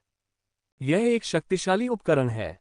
अगर आपके पास ऐसा कोई खजाना है तो आप अपने परिवार या दोस्तों से कह सकते हैं कि वे आपको लेने आए, है ना? हान सेन ने कहा। फैंग किंग यू ने व्यंग्यात्मक मुस्कान दी। भाई हान, मैं तुम्हें यह इसलिए नहीं दिखा रहा कि मैं यहां से चला जाऊं। मैं 1000 खजाने गठबंधन का सदस्य हूं। हालांकि गठबंधन को 1000 खजाने की जाति का हिस्सा नहीं माना जाता, फिर भी हमारे पास 1000 खजाने के समान ही अधिकार हैं। मेरा वांजी रूबिक्स क्यूब 1000 खजाने के अन्य सदस्यों से जुड़ सकता है। वे वह सब कुछ देख सकते हैं जो मैं देखता हूं। इसका क्या मतलब है? हान सेन ने भौहें चढ़ाईं। फैंग किंग यू ने जल्दी से हाथ हिलाया और कहा, भाई हान, मुझे गलत मत समझिए। दूसरों को मेरी छवि देखने के लिए वांजी रूबिक्स क्यूब्स को सक्रिय करना होगा। अभी यह खुला नहीं है, इसलिए किसी को पता नहीं चलेगा कि यहाँ क्या हो रहा है। कुछ देर रुकने के बाद फैंग किंग यू ने आगे कहा, आपका युद्धपोत अद्भुत है, ये तियानेक्सिया प्रणाली से भी बिना किसी रुकावट के गुजर सकता है। 1000 खजाने हर खजाना चाहते हैं जिसमें तियानेक्सिया प्रणाली जैसी खतरनाक जगहों की दुर्लभ वस्तुएं भी शामिल हैं। इस प्रणाली में इतनी सारी वस्तुएं हैं कि ज्यादातर लोग यह नहीं बता सकते कि क्या मूल्यवान है और क्या नहीं, लेकिन वांजी रूबिक्स क्यूब की मदद से हम 1000 खजानों को चित्र भेज सकते हैं। वे पहचान सकते हैं कि क्या लेने लायक है और क्या नहीं। अगर उन्हें कोई ऐसी चीज दिखाई देती है जो उन्हें चाहिए, तो वे आपके द्वारा वापस लाई गई वस्तुओं के लिए ऊंची कीमत चुकाएंगे। हान सेन मुस्कुराया और बोला, भाई फैंग, मुझे डर है कि आप मेरी स्थिति नहीं जानते। मुझे पता है कि तुम चाकू रानी के छात्र हो। फैंग किंग यू ने हान सेन को थोड़ी उलझन के साथ देखा। हान सेन ने उसे बीच में ही टोकते हुए हाथ हिलाया। वह मुस्कुराया और बोला, तुम अपने वांजी रूबिक्स क्यूब का इस्तेमाल अपने 1000 खजाने वाले दोस्तों से संपर्क करने के लिए कर सकते हो, और शायद वे तुम्हें मेरे बारे में भी कुछ बता दें। फैंग किंग यू उलझन में लग रहा था, इसलिए उसने अपना वांजी रूबिक्स क्यूब चालू किया। एक वर्ग में 1000 खजानों का एक और सदस्य प्रकट हुआ। फैंग किंग यू ने उससे बात की और जैसे जैसे बातचीत आगे बढ़ी, उसका चेहरा और भी आशंकित होता गया। बातचीत खत्म होने पर फैंग किंग यू मुड़ा और हान सेन को एक पल के लिए घूरता रहा। थोड़ी देर बाद वह बुदबुदाया, भाई हान, क्या तुम्हें डर नहीं लग रहा कि मैं तुम्हारी लोकेशन उजागर कर दूंगा? डरने की क्या बात है? एक्सट्रीम किंग तो अब तक तियानिक्सिया सिस्टम में पहुंच ही गया होगा, इसलिए कोई खास फर्क नहीं पड़ता, हान सेन ने कंधे उचकाते हुए कहा। अब तुम्हें समझ आ गया होगा कि मैं तुम्हें साथ क्यों नहीं लाना चाहता। मैं वो सब नहीं कर सकता जो तुम मुझसे करवाना चाहते हो, जैसे रास्ते में रुककर खजाने इकट्ठा करना। हान सेन को देखते ही फैंग किंग यू की आंखें चमक उठी। अगर यह सच है तो आपको मुझे जरूर अपने साथ ले जाना चाहिए।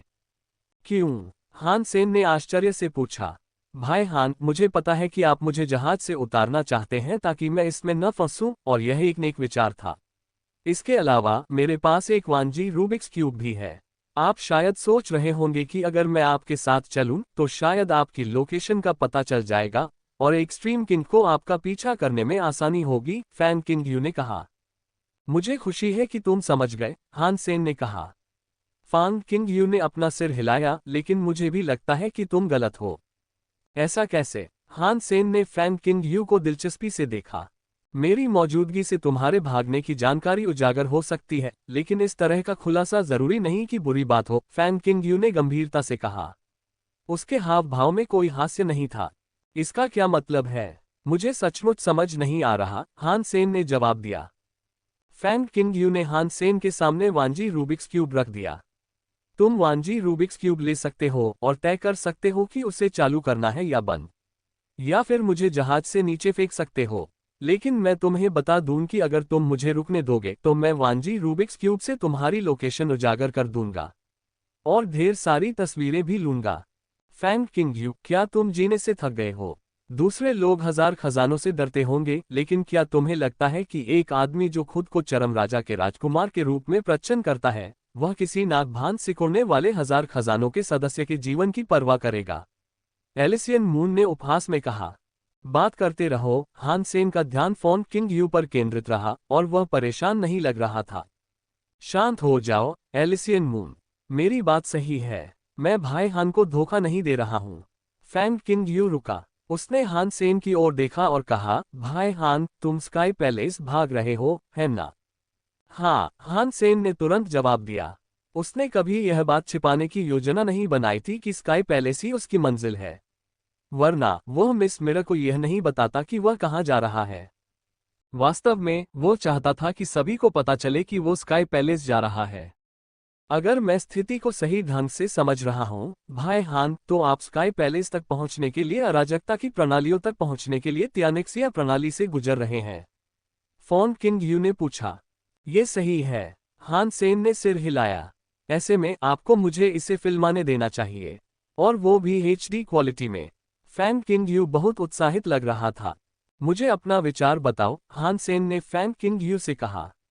उसे लगने लगा था कि यह युवक बहुत दिलचस्प इंसान है। तुमने जो रास्ता चुना है वह बुरा नहीं है। तुमने एक ऐसा रास्ता चुना है जिस पर एक्सट्रीम किंग का कोई नियंत्रण नहीं है। इसके अलावा तुम्हारे पास एक विशाल व्हेल के आकार का एक अद्भुत जहाज है। यह अनुमान लगाना मुश्किल है कि एक्सट्रीम किंग तुम्हें जल्दी नहीं पकड़ पाएगा, लेकिन तुमने जो रास्ता चुना है वो बहुत खतरनाक भी है। अगर एक्सट्रीम किंग तुम्हें पकड़ भी नहीं पाता तो भी तुम्हारा रास्ता जोखिमों से भरा है। तियानिक्सिया सिस्टम और अराजकता की प्रणालियों दोनों में अनगिनत खतरे हैं, जिनमें से कई का पूर्वानुमान लगाना या अनुमान लगाना असंभव है। और अराजकता की प्रणालियों में एक्सट्रीम किंग के शूरवीरों की 3 टीमें हैं। वे शायद तुम्हारे सबसे बड़े विरोधी होंगे, लेकिन अगर मैं उन्हें सही समय पर तुम्हारा एक वीडियो भेज दूं तो शायद हम उनका इस्तेमाल कर पाएं। फैंग किंग यू का उत्साह एक शरारती मोड़ ले चुका था। ... एक विशाल काला भरिंग बादलों के बीच से उड़ रहा था और उस काले भरिंग की पीठ पर एक पत्थर का महल टिका हुआ था। कई चरम राजा महल में घूम रहे थे और अपने अपने कर्तव्य निभा रहे थे। श्री बाओकिन, एक्सट्रीम किंग का एक बूढ़ा सदस्य तैरते हुए बगीचे की ओर दौड़ा, जहां बाओकिन चाय पी रहा था। बूढ़े बटलर, इतनी जल्दी क्या है? बाओकिन ने चाय का घूंट लेते हुए और कप नीचे रखते हुए बटलर से पूछा। बूढ़ा बटलर बहुत उत्साहित लग रहा था। वह बाओकिन की कुर्सी के पास गया और बोला, हमने उसे ढूंढ लिया। हमने हान सेन का पता लगा लिया है। ओह, वह कहाँ है? बाओकिन ने आश्चर्य से सिर ऊपर उठाया। जांचकर्ताओं ने खुद उसे यह खबर नहीं दी थी, इसलिए उसे यकीन नहीं था कि बटलर को खबर कैसे मिली। लो, बूढ़ा बटलर एक वांजी रूबिक्स क्यूब लेकर आया। उसने उसे बाउकिन के सामने रखा और वीडियो दिखाने के लिए एक चौकोर पर दबाया। नीले बादलों के समुद्र में एक नाव दिखाई दी।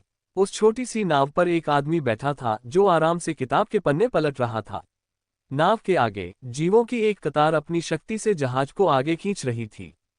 वे प्राणी 1 दर्जन विभिन्न जातियों से थे और उनमें एक दानव भी था। वे स्लेज खींचने वाले हस्की जैसे लग रहे थे और नाव को आगे खींचने की जद्दोजहद कर रहे थे। अगर वे एक पल के लिए भी धीमे होते तो नाव पर बैठा आदमी हाथ हिलाकर उन जीवों को कोड़े मारने लगता। मार से उनके कवच और मांस टूट जाते और हर वार पर वे चीख पड़ते। इस बीच वह आदमी अपनी किताब से नजरें तक नहीं उठाता था। नाव खींचने वाले जीवों में से एक पंख वाला आदमी जख्मों से भरा हुआ था। ऐसा लग रहा था मानो उसे बहुत मारा गया हो। उसका सिर झुका हुआ था, लेकिन उसने चुपके से रूबिक्स क्यूब को सक्रिय कर दिया था। वह बहुत गुस्से में लग रहा था। मुझे बचा लो, अगर कोई मुझे यहां से निकाल ले जाए तो मैं 1000 खजानों के गठबंधन में मौजूद अपना सारा खजाना उन्हें दे दूंगा। नहीं, मैं 70% दूंगा। उस आदमी की आवाज आई। बाउकिन ने सामने मेज पर रखे रूबिक्स क्यूब को घूरा। क्या हो रहा है? बाउकिन ने नाव पर बैठे आदमी की ओर देखा और तब उसे एहसास हुआ कि यह हानसेन था, वही आदमी जिसे वे ढूंढ रहे थे। बूढ़ा बटलर उत्साह से कांप रहा था। नाव खींचने वाला पंख वाला आदमी फैंग किंग यू है। वह 1000 खजानों के गठबंधन का सदस्य है। उसने तियानेक्सिया सिस्टम का पता लगाने में मदद के लिए एक समूह को काम पर रखा था। वहां रहते हुए उसके समूह का सामना हानसेन से हुआ। हानसेन ने उन्हें पकड़ लिया और उन सभी को अपनी नाव खींचने के लिए लगा दिया। ऐसा लगता है कि वह तियानेक्सिया सिस्टम से भागने की कोशिश कर रहा है। फैंग किंग यू एक पंख वाला आदमी है, लेकिन हानसेन को नहीं पता कि वह 1000 खजानों के गठबंधन का सदस्य है। फैंग किंग यू के पास एक वांजी रूबिक्स क्यूब है जिसका इस्तेमाल वह मदद के लिए पुकारने के लिए कर रहा है, इस उम्मीद में कि कोई उससे बचा लेगा। बूढ़ा बटलर बहुत उत्साहित लग रहा था। अब जबकि Fang King Yu Wanji Rubik's cube के जरिए संदेश भेज रहा है, हमें पता है कि हानसेन कहाँ है। हमें बस उसका पीछा करना है। ये फैंग किंग यू कौन है? बाउकिन ने बूढ़े बटलर से पूछा। खुश दिखने के बजाय उसका चेहरा उदास हो गया था। बूढ़े बटलर ने जल्दी से कहा, मैंने जांच कर ली है। फैंग किंग यू एक फैदर है, लेकिन वह अनाथ है। उसे 1000 खजाने वाले गठबंधन के एक बुजुर्ग ने अपने साथ ले लिया था। उसका फैदर से कोई लेना देना नहीं है और न ही हानसेन से। 1000 खजाने वाले गठबंधन के उस बुजुर्ग ने उसे बचाने के लिए पहले ही तियानेक्सिया सिस्टम में लोगों को भेज दिया है। अच्छा, बाउकिन ने सिर हिलाया। उसने वांजी रूबिक्स क्यूब पर वीडियो देखा। क्या आप बता सकते हैं कि वह तियानेक्सिया सिस्टम में कहाँ है? बूढ़ा बटलर हंसा। नीले समुद्री बादल। तियानेक्सिया सिस्टम में इनकी संख्या सैकड़ों में है, लेकिन अलग अलग इलाकों में बादलों की अपनी अलग पहचान होती है। वीडियो से मिली जानकारी और नाव जिस दिशा में जा रही है, उसे देखते हुए हमने ये निष्कर्ष निकाला है कि ये समुद्री बादल संख्या 75 में है। हम बैंगनी समुद्री बादल संख्या 86 में हैं, जो हानसेन की जगह से ज्यादा दूर नहीं है। बाउकिन ने कहा, उन पर नजर रखो और हमें अवरोधन मार्ग पर ले जाओ। हाँ, हानसेन इस बार हमसे आगे नहीं भाग सकता, चाहे कुछ भी हो जाए, बूढ़े बटलर ने कहा। फिर उसने विशाल काले भरिंग को हानसेन की ओर मोड़ने का आदेश भेजा। जैसे ही वे उन बादलों से गुजरने लगे जिनसे हानसेन पहले ही गुजर चुका था, बूढ़े बटलर ने भौहें चढ़ाईं। अजीब बात है, जब वे यहां से गुजरे तो उन्होंने अपने रास्ते का कोई न कोई निशान जरूर छोड़ा होगा, भले ही वो सिर्फ एक बाल ही क्यों न हो। मुझे कुछ भी पता क्यों नहीं चल रहा। क्या हम गलत रास्ते पर चले गए? बाउकिन मुस्कुराया और बोला, अगर हमें उनके जाने का कोई स्पष्ट सबूत मिल जाए तो हम जान जाएंगे कि हम हानसेन के निशान पर नहीं थे। वह इतना अच्छा है कि अपनी मौजूदगी के स्पष्ट निशान पीछे नहीं छोड़ सकता। तेज चलो, हम जरूर सही रास्ते पर जा रहे हैं। हाँ, बूढ़े बटलर ने उत्तर दिया और काला भरिंग तेजी से आगे बढ़ गया। उन्हें हानसेन की उपस्थिति का कोई संकेत नहीं मिला, लेकिन फैंग किंग यू के वांजी रूबिक्स क्यूब के वीडियो के आधार पर उन्हें पता था कि वे सही दिशा में जा रहे हैं। हानसेन की छोटी नाव काली भरिंग जितनी तेज नहीं चल रही थी। बूढ़े बटलर के अंदाजे से वे 18 घंटे बाद हानसेन तक पहुंच जाएंगे। तभी उनकी नजर वांजी रूबिक्स क्यूब पर लगे वीडियो पर पड़ी और उन्होंने देखा कि हानसेन की नाव रुक रही थी। बादल के जानवरों का एक समूह नाव के सामने आ गया, फिर आक्रामक रूप से मुड़ा और हमला कर दिया। अफरा तफरी मच गई। फैंग किंग यू जेनोजेनिक्स से लड़ने की कोशिश कर रहा था। वह उसी समय वांजी रूबिक्स क्यूब का इस्तेमाल नहीं कर सकता था, इसलिए वीडियो बंद कर दिया गया। अरे नहीं, ये तो उच्च स्तरीय बादल जानवरों का एक समूह है। इनमें से कुछ तो राजा वर्ग के बादल बंदर हैं। अगर फैंग किंग यू मारा गया तो हम हान सेन का पता नहीं लगा पाएंगे, बूढ़े बटलर ने उदास होकर कहा। पूरी गति से जाओ, बादल के जानवरों से लड़ाई खत्म होने से पहले उन्हें ढूंढ निकालो, बाओकिन ने गंभीर चेहरे के साथ आदेश दिया। विशालकाय काला भरिंग वीडियो में दिखाए गए आखिरी स्थान की ओर तेज गति से उड़ रहा था। वहां पहुंचने पर उन्होंने युद्ध के बीचों बीच कई बादल जानवरों को देखा, लेकिन चूंकि वे इतने सारे बादलों से घिरे हुए थे, इसलिए उन्हें युद्ध के मैदान की सिर्फ कभी कभार ही झलक मिल पा रही थी। बाओकिन ने काले भरिंग को रोकने का आदेश दिया, फिर बूढ़े बटलर की ओर मुड़ा। चलो, युद्ध के मैदान के ज्यादा पास न जाएं। अंदर जाने से पहले हमें किसी को अंदर भेजकर टोह लेनी चाहिए। इससे पहले कि बूढ़ा बटलर सहमत हो पाता, बादलों से एक विशाल सफेद वेल प्रकट हुई और सीधे उनकी ओर बढ़ी। सफेद वेल के पीछे बादल जैसे जीवों का एक समूह चल रहा था। वे बहुत गुस्से में लग रहे थे। लड़ने के लिए तैयार हो जाओ, बाओकिन चिल्लाया जैसे ही सफेद वेल पास आए। ब्लैक बीटल के एक्सट्रीम किंग शूरवीरों ने तुरंत युद्ध दलों में इकट्ठा होकर युद्ध दल बना लिए। बड़ी सफेद वेल तेज रफ्तार से उनके पास आए, लेकिन उनकी उम्मीद के मुताबिक ब्लैक बीटल से टकराने के बजाय वेल गोता लगाकर सीधे उनके जहाज के नीचे जा गिरी। बाओकिन और चरम राजा के शूरवीरों को आश्चर्य हुआ कि सफेद वेल ने उनके पास से यूं ही गुजरने का फैसला क्यों किया, लेकिन उनके पास सोचने का ज्यादा समय नहीं था। वेल का पीछा कर रहे बादल के जानवर एक लहर की तरह उनके ऊपर से गुजरे। विशालकाय बादल ड्रैगन का एक राजा वर्ग समूह बादल जानवरों के पीछे उड़ रहा था, लेकिन जो कुछ उनके पीछे चल रहा था उसकी तुलना में वे भी कमजोर और खतरे से खाली लग रहे थे। विशालकाय बादल ड्रैगन बादल पत्थर से बनी एक इंद्रधनुषी गाड़ी में बंधे हुए थे। अपनी अविश्वसनीय शक्ति और क्रूरता के बावजूद बादल ड्रैगन का इस्तेमाल सिर्फ बोझ ढोने वाले जानवरों की तरह किया जा रहा था। धिक्कार है, ये समुद्री दानव की गाड़ी है। हमें यहां से निकलना होगा। बाओकिन का चेहरा थोड़ा पीला पड़ गया और उसके शब्द जल्दबाजी में थे। लेकिन बहुत देर हो चुकी थी। समुद्री जानवर उन पर टूट पड़े थे और पत्थर की गाड़ी खींचते हुए विशालकाय बादल ड्रैगन काले भरिंग से पहले पहुंच गए। सफेद वेल किसी समय गायब हो चुकी थी और विशाल काला भरिंग अब बादलों के राक्षसों से घिरा हुआ था। चरम राजा के शूरवीरों ने बादलों के राक्षसों से युद्ध किया। ... अच्छा काम सबने, हान सेन ने फोन किंग यू और अन्य लोगों से कहा जब वह चरम राजा की प्रशंसा कर रहा था, जो अब बादल जानवरों से लड़ रहे थे। कप्तान और छोटे कप्तान के लिए काम करना हमारे लिए सम्मान की बात है, एक समुद्री डाकू ने झुककर कहा। उसके चेहरे पर एक कृपालु मुस्कान छा गई। कप्तान और छोटा कप्तान पूरे ब्रह्मांड में सबसे चतुर लोग हैं।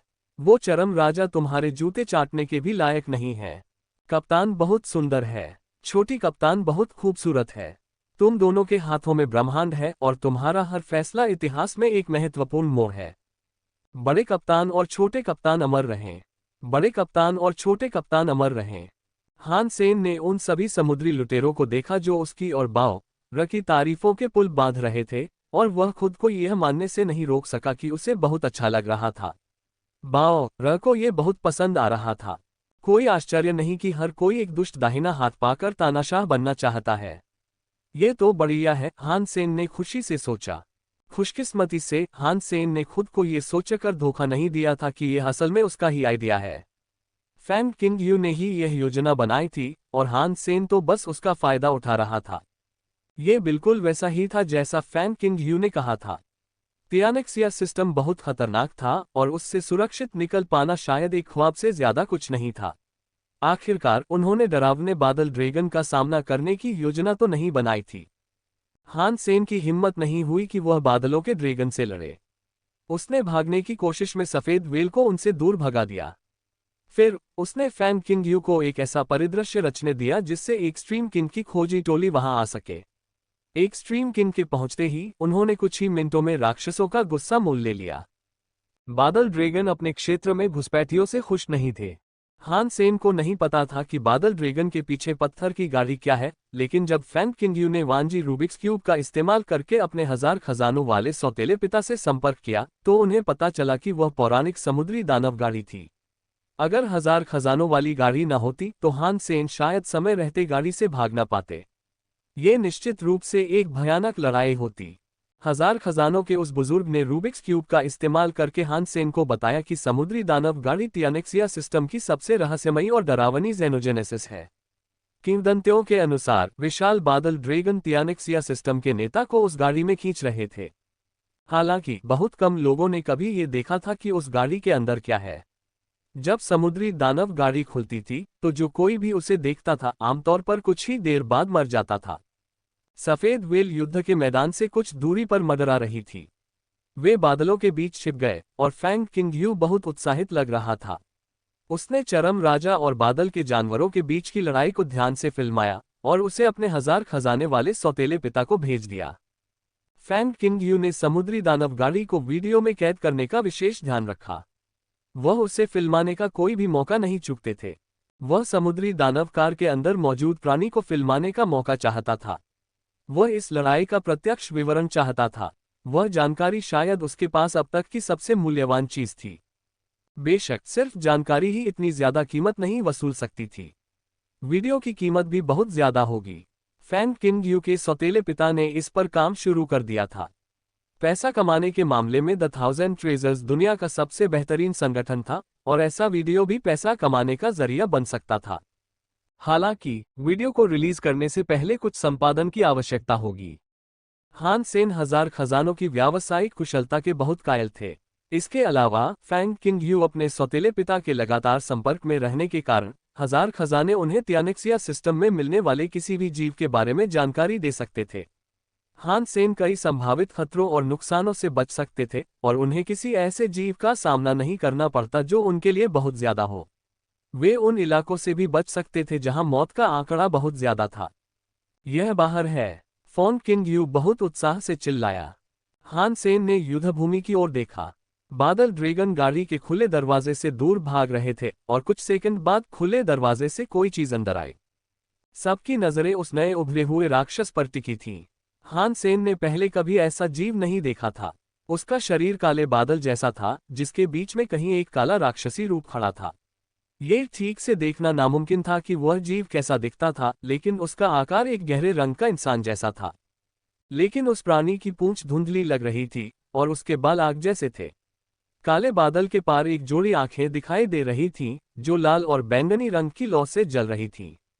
केवल उसकी विचलित करने वाली आंखें ही साफ दिखाई दे रही थीं, क्योंकि उसके शरीर का बाकी सब कुछ धुंधला और अस्पष्ट था। बाओ किन महल के ऊपर खड़ा होकर पत्थर की गाड़ी से डरावने प्राणी को निकलते हुए देख रहा था। दानव आत्मा, हम अतिवादी राजा ने तुम्हें कभी नाराज नहीं किया। हम इस रास्ते पर किसी और का पीछा कर रहे थे। लेकिन उस डरावने जीव ने कोई जवाब नहीं दिया। उसकी आंखें बुरी तरह चमक उठीं और उसने बाओकिन की तरफ एक मुक्का मारा। धमाका। हान सेन और बाकियों ने मुक्का लगते नहीं देखा, लेकिन उन्होंने उस विशाल काले भरिंग को शॉकवेव के जोर से फटते हुए देखा। चारों तरफ खून की बारिश हुई, जिससे उसके आसपास के नीले बादल लाल हो गए। कुछ चरम राजा शूरवीर काले भरिंग से बच नहीं पाए थे और इस प्रहार ने उनके राजा शूरवीरों के शरीर नष्ट कर दिए। वे बिखर गए और उस लाल धुंध का हिस्सा बन गए। बाओकिन हवा में लटक गया और भूतिया दानव आत्मा सीधे उसके सामने आ गई।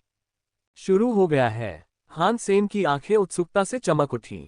एक दिव्य युद्ध होने वाला था। अगर दोनों लड़ाके बुरी तरह घायल हो जाते तो वह मौके का फायदा उठाकर दोनों पर कब्जा कर सकता था। हान सेन ने कुछ आसान शिकार करने का अवसर पाने की उम्मीद में लड़ाई देखी, लेकिन जल्द ही कुछ ऐसा हुआ जिससे उसे अपनी योजनाओं पर पुनर्विचार करना पड़ा। हान सेन के कानों में संगीत की लहर दौड़ गई। पहला सुर सुनते ही हान सेन का मन मानो झंझना उठा, मानो कोई हथौड़े से उसके सिर पर वार करने पर जो कंपन पैदा होता। हान सेन को बस थोड़ी सी असहजता महसूस हुई, लेकिन ड्यूक श्रेणी के समुद्री डाकू गिरने लगे, खून खांसने लगे और भ्रूण की मुद्रा में सिकुड़ गए। वे अपने कानों को नोच रहे थे और दर्द से चीख रहे थे। उनके सातों छेदों से खून बह रहा था। अरे नहीं, एक देवता बने एक्सट्रीम किंग ने ध्वनि आक्रमण का इस्तेमाल किया है। सफेद व्हेल मजबूत तो है, लेकिन ध्वनि आक्रमणों के सामने कमजोर है। हमें जाना होगा। हान सेन ने सफेद व्हेल को घुमाया और उसे दूर ले गया। सफेद व्हेल तो बस एक तकनीकी उपकरण थी, इसलिए वो अपने सामने आने वाली हर चीज के साथ तालमेल नहीं बिठा सकी। फैन किंग यू जहाज पर सबसे कमजोर व्यक्ति था, इसलिए उसकी हालत बाकियों से कहीं ज्यादा खराब थी। खुशकिस्मती से हान सेन ने एक किंग एरिया रिलीज किया जिससे ज्यादातर ध्वनिक प्रभाव कम हो गया। अगर उसने ऐसा नहीं किया होता तो ध्वनिक शक्तियां फैन किंग यू के दिमाग को द्रवीभूत कर देती। सफेद व्हेल पूरी रफ्तार से बादलों के बीच से गुजर रही थी। हजारों मील चलने के बाद ध्वनि शक्तियों का असर कम होने लगा, लेकिन हान सेन का दल अभी भी युद्ध के डरावने झटकों से जूझ रहा था। जो कुछ अभी अभी हुआ था, उसके बाद हान सेन अब घायल लड़ाकों को मारने में दिलचस्पी नहीं रखता था। वो बस उस इलाके से निकल जाना चाहता था और बस। मत जाओ, अगर तुम अभी चले गए तो हम लड़ाई का वीडियो नहीं बना पाएंगे, और अगर हम लड़ाई का वीडियो नहीं बनाएंगे तो हमारी सारी कमाई बर्बाद हो जाएगी। मुझे वापस जाना होगा और फिल्म बनानी होगी। जैसे ही हान सेन को थोड़ा आराम हुआ, फैन किंग यू ने उस पर चिल्लाया, तुम मुझसे भी ज्यादा पागल हो। तुम पैसों के लिए जान देने को तैयार हो। हान सेन ने हैरानी से फैन किंग यू को देखा। इस आदमी को सच में पैसों की सबसे ज्यादा परवाह थी। हजार खजाने वाला गठबंधन ऐसे उद्यम में निवेश नहीं कर सकता जिसमें घाटा हो। मुझे वापस जाना होगा, फैन किंग यू ने स्पष्ट कठिनाई से कहा। यह देखकर कि फॉन किंग यू मजाक नहीं कर रहा था, गु किनचेंग ने कहा, अगर आप मर गए तो इससे कोई फर्क नहीं पड़ेगा कि आप कितना पैसा कमाते हैं, है ना? फैन किंग यू ने व्यंग्यात्मक मुस्कान के साथ अपना सिर हिलाया। तुम लोग समझ नहीं रहे हो। ये सिर्फ मेरे बारे में नहीं है। मेरी टीम ने इसमें बहुत निवेश किया है। अगर तुम हमारी बनाई योजना का पालन नहीं करोगे तो सिर्फ मैं ही नहीं, मेरी पूरी टीम बर्बाद होगी। उन्होंने इसमें अपना सारा पैसा लगाया है। इसका मतलब है कि वे सब दिवालिया हो जाएंगे और हो सकता है कि वे सब आत्महत्या कर लें। मुझे अपना वांजी रूबिक्स कोड दो और मैं इससे तुम्हारे लिए फिल्म लूंगा, हान सेन ने एक क्षण बाद कहा। हान सेन भी इतनी अचानक नहीं जाना चाहता था, लेकिन बाओ, ए निंग यू और गु किनचेंग सभी जहाज पर थे। वह उनकी जान जोखिम में नहीं डालना चाहता था। यदि वो अकेले ही वहां वापस चला जाता तो उसे इतनी चिंता नहीं होती। मुझे नहीं पता कि फॉन किंग यू हैरान था। सब ठीक हो जाएगा। हान सेन ने फैन किंग यू के हाथों से वांजी रूबिक्स क्यूब ले लिया। फिर वह बाओ एर से बोला, बाओ एर, इन्हें और दूर ले जाओ, मैं तुम्हें पकड़ लूंगा। इसके बाद उसने वांजी रूबिक्स क्यूब लिया और सफेद व्हेल से बाहर निकलकर सीधे युद्ध के मैदान की ओर चल पड़ा। बाओ एर उन्हें रास्ता दिखा रहा है और छोटी लाल चिड़िया उनकी रक्षा कर रही है, इसलिए वे किसी भी देवता रूपी विदेशी से मुठभेड़ में बच निकलने में सक्षम होंगे। हान सेन उनकी सुरक्षा को लेकर ज्यादा चिंतित नहीं था, और हान सेन के बारे में तो उसे पता था कि वह बच जाएगा, वरना वो अकेले वापस नहीं जाता। बादल गड़गड़ा रहे थे। संगीत भयानक और राक्षसी लग रहा था। ध्वनि शक्ति के प्रभाव में एक बड़ा नीला बादल समुद्र की लहर की तरह उछल कूद कर रहा था। कई विदेशी प्राणी और बादल जानवर, जो आमतौर पर ऐसे बादलों के अंदर रहते थे, अपनी जान बचाने के लिए बेतहाशा भाग रहे थे। लेकिन कुछ छोटे बादल जानवरों और विदेशी जीवों को भागने का पर्याप्त समय नहीं मिला। वे ध्वनि की आवाजों से मारे गए। बादलों से बाहर निकलने से पहले ही उनकी मृत्यु हो गई और उनकी लाशें लहरों में बहते हुए बादलों के साथ ऐसे उछली जैसे ज्वार में तैरता हुआ मलबा हो। हान सेन ने अपने डोंगशुआन एरिया और जेड स्किन का इस्तेमाल किया। उसने उस ध्वनि शक्ति का मुकाबला करने के लिए अपनी पूरी ताकत जुटाई, लेकिन फिर भी युद्ध के मैदान के पास पहुंचते पहुंचते वह मुश्किल से उसका सामना कर पाया। उसे लगा जैसे उस एकमात्र पियानो के सुर से उसका सिर फट जाएगा। हान सेन का दिल तेजी से धड़क रहा था और उसने एक राक्षसी आत्मा को बुलाया। यह एक आंख के आकार की राक्षसी आत्मा थी जिसकी पुतली लाल थी। ये वही रक्तचक्षु दुष्ट देवता की देवता श्रेणी की राक्षसी आत्मा थी जिसे हान सेन डू गॉड सिटी से वापस लाने में कामयाब रहा था। रक्त नेत्र वाले दुष्ट देवता का शरीर वह नेत्र गोलक था जिसे हान सेन भागने की कोशिश में मार गिराने में कामयाब रहा था। हजार हाथों और हजार आंखों वाली उस मूर्ति में बस एक प्रकार का परपोशी या कवच था जिसमें वह जीव रहता था। उत्परिवर्ती देवताकृत वर्ग जानवर आत्मा रक्त नेत्र दुष्ट देवता नेत्र प्रकार। वह राक्षसी आत्मा हान सेन की बाईं आंख में उड़ गई। वह अविश्वसनीय रूप से पतली हो गई और एक अर्धगोलाकार आकार ले लिया, फिर कॉन्टैक्ट लेंस की तरह हान सेन की बाईं आंख की पुतली पर फिट हो गई। हान सेन की बाईं आंख लाल रंग में ढकी हुई थी। उसकी पूरी आंख लाल रंग की चमक रही थी और उसके अंदर एक रक्तिम रोशनी घूम रही थी। बैंगनी आंख वाली तितली की शक्ति किसी वस्तु का विश्लेषण करने और उसका इतिहास वापस लाने की क्षमता में निहित थी। रक्त आंख वाली दुष्ट देव पशु आत्मा की शक्ति अलग थी। जैसे जैसे हान सेन की बाईं आंख में खून का रंग गहरा होता गया, उसकी पुतली की लाल रोशनी बेचैनी से घूमने लगी। अचानक लाल रोशनी हान सेन की आंख से बाहर निकल गई। खून की रोशनी हान सेन के पूरे शरीर पर छा गई, उसे एक खूनी साए में बदल दिया। उसका चेहरा अब दिखाई नहीं दे रहा था और वह किसी ठोस चीज से ज्यादा एक बेचैन करने वाली अनुपस्थिति जैसा लग रहा था। लेकिन उसका पूरा शरीर, या जो कुछ भी दिखाई दे रहा था, खून से लाल था। जब हान सेन रक्त साया बन गया तो उसकी दृष्टि में सब कुछ बदल गया। हान सेन ने दूर एक विशाल बादल ड्रैगन को उड़ते देखा। वह उस जीव की आंखें देख सकता था और उसने खुद को उन आंखों में प्रतिबिंबित होते देखा। अगले ही पल हान सेन का दिल जोर से धड़क उठा। वह उन आंखों में कूद पड़ा। हान सेन ने खुद को उस प्राणी की दृष्टि में कहीं छिपा हुआ पाया, मानो वह बादल ड्रैगन की आंखों की परावर्तक सतह के पीछे खिसक गया हो। हान सेन उस जगह के अंदर सुरक्षित और अदृश्य रहेगा जब तक कि आंख की परावर्तक सतह न टूट जाए। अब यही एकमात्र तरीका था जिससे कोई उसे चोट पहुंचा सकता था। हान सेन विशाल बादल ड्रैगन की आंख में छिप गया और उसने मुड़कर देखा, यह महसूस करते हुए कि वह भी वही देख सकता है जो ड्रैगन देख रहा था। जब इस विशाल बादल ड्रैगन की आंखें दूसरे ड्रैगन से मिली तो हान सेन हिल गया। वह दूसरे ड्रैगन की आंखों में चला गया। ये हरकत एक शीशे से दूसरे शीशे पर कूदने जैसी थी। उसके पास टेलीपोर्टेशन की क्षमता नहीं थी, लेकिन उस पर हमला नहीं किया जा सकता था। और इसके अलावा कोई भी उसका शरीर नहीं देख सकता था। यह ऐसा था जैसे हान सेन दर्पण में देख सकता है, फिर अपने प्रतिबिंब के साथ स्थान बदल सकता है। हान सेन का पूरा शरीर जिसे भी देखता था उसकी आंखों में टेलीपोर्ट हो जाता था, केवल उनकी दृष्टि ग्रहण करने के बजाय वह वास्तव में खुद को शारीरिक रूप से स्थानांतरित कर रहा था। लेकिन जब हान सेन किसी दूसरे प्राणी की आंखों में जाता तो उस प्राणी की पुतलियां लाल हो जाती। यह उसकी उपस्थिति का स्पष्ट संकेत था और दूसरों के लिए यह पहचानना आसान हो जाता था कि वह कहाँ है। कुछ और छलांग लगाने के बाद एक विशाल बादल ड्रैगन की आंखें बाओकिन की आंखों से मिली। हान सेन तुरंत देवता बने चरम राजा की आंखों में पहुंच गया। हान सेन की दृष्टि बाओकिन की दृष्टि बन गई। उस आदमी की आंखों में होने से हान सेन को वह सब देखने का मौका मिला जो उसने देखा था। मैं सीधे एक देवता रूपी कुलीन की आंखों में कूद गया। हान सेन खुशी से झूम उठा। एक देवता रूपी कुलीन भी रक्त नेत्र दुष्ट देव प्राणी आत्मा की शक्तियों को नहीं रोक सकता था। इससे उसे बहुत आश्चर्य हुआ।